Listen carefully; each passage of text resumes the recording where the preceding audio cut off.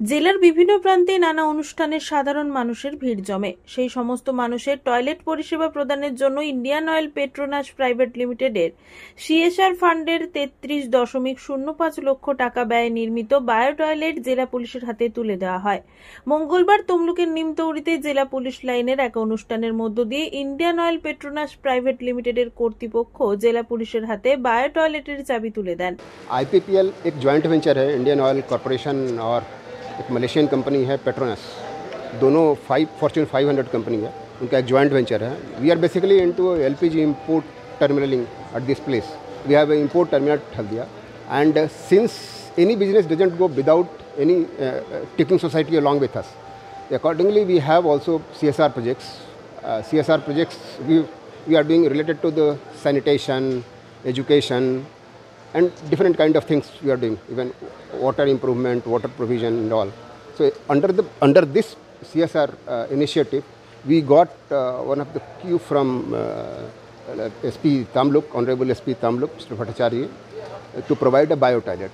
In fact, we also never thought about it that this bio toilet can be mounted on a truck.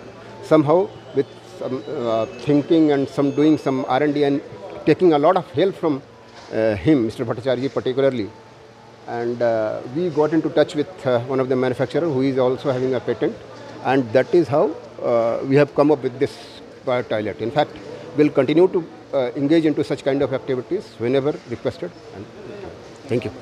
এই দিনের অনুষ্ঠানে উপস্থিত ছিলেন police super Soumyadip Bhattacharya, অতিরিক্ত police super নিখিল আগারওয়াল, উপ SP DB Shri শান্তব্রত চন্দ্র, Indian oil Petronas private লিমিটেডের কর্তৃপক্ষ সহ অন্যান্যরা। জৈব শৌচাগারের পরিবেশ বান্ধবতা, জল সংরক্ষণ এবং কম রক্ষণাবেক্ষণের মতো অসংখ্য সুবিধা রয়েছে এই বায়ো টয়লেটে। এগুলি কার্যকরভাবে মানব বর্জ্য শোধন করে জলবাহিত রোগের ঝুঁকি হ্রাস করে এবং উন্নত স্যানিটেশন পথ প্রচার করে। এছাড়াও এগুলি বর্জ্য ব্যবস্থাপনার জন্য একটি সাশ্রয়ী এবং টেকসই সমাধান হতে পারে, বিশেষ করে সীমিত পরিকাঠামো সহ এলাকায়। এই প্রকল্পটি জনসমাগম এবং বহিরঙ্গন কার্যকলাপে মহিলা এবং বয়স্ক ব্যক্তিদের জন্য বিশেষভাবে কার্যকর হবে।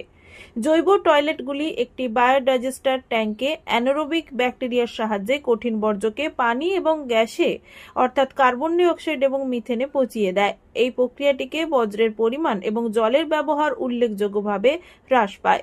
পূর্ব মেদিনীপুর জেলার পুলিশ সৌম্যদীপ ভট্টাচার্য জানিয়েছেন, আপনারা জানেন যে আজকে সিএসআর ইনিশিয়েটিভের আন্ডারে আইপিপিএল একটি ভেহিকেল মাউন্টেড বায়ো টয়লেট, বা যেটা ওনারা, আপনি কি বলছেন এটাকে? Chassis mounted? No, not chassis mounted, মানে টেকনিক্যাল একটা কিছু টার্ম বললেন।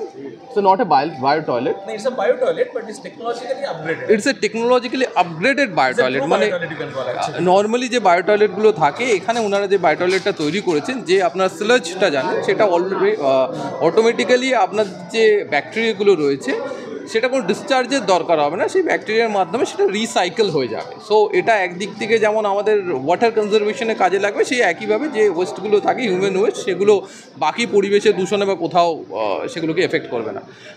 যেটা বলার অ্যাকচুয়ালি যে সিএসআর ইনিশিয়েটিভের আন্ডারে ওনারা যেটা আজকে আমাদের হ্যান্ডওভার করলেন, এটা গোটা ডিস্ট্রিক্টের বিভিন্ন জায়গায় যেখানেই আপনার গ্যাদারিং হয়, যেখানে আমাদের এল্ডারলি থাকেন বা লেডিসরা থাকেন, সেটা পুলিশের যারা ডিউটি করতে যান তারা যেমন রয়েছেন, অন্যান্য যারা সেই গ্যাদারিংয়ে আসেন, বিভিন্ন মেলাতে হতে পারে বা অন্যান্য জায়গায় যে সমস্ত মহিলা এবং এল্ডারলি যারা আসেন, বয়স্করা আসেন, তাদের প্রত্যেকের ক্ষেত্রে এটা কাজে লাগবে। এবং এই বায়ো টয়লেটটা 4টে কেবিন আছে এর মধ্যে, এবং এই 4টে কেবিনই তারা ইউজ করতে পারবেন।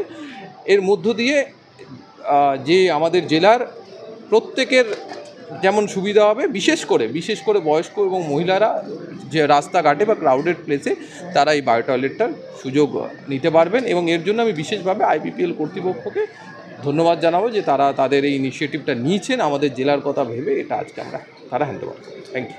পুলক বেড়ার রিপোর্ট, খবর বিসিবিএস।